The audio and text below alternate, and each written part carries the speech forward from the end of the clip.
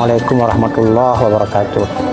Alhamdulillah, keluarga besar Kementerian Agama Kota Banda Aceh hari ini melakukan sebuah kegiatan berupa Tarhib Ramadan untuk menyambut kedatangan bulan suci Ramadan tahun 1445 Hijriah.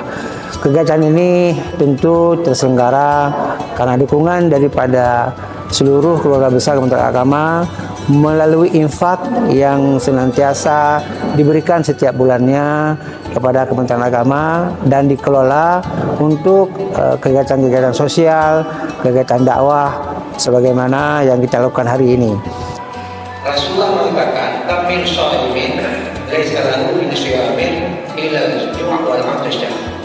Betapa banyak orang-orang kaum muslim yang berpuasa kamil sha'imin laisa lahu min syiyamin, tidak ada baginya itu puasa illa al-ju' wal 'atash, kecuali lapar dan dahaga.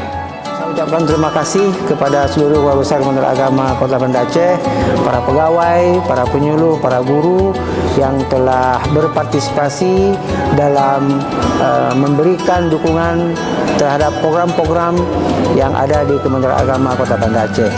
Dan juga saya menyampaikan apresiasi yang setinggi-tingginya kepada seluruh rekan-rekan pejabat yang telah bersinergi mewujudkan kinerja yang baik serta mensukseskan setiap kegiatan-kegiatan yang kita adakan di Kementerian Agama Kota Banda Aceh.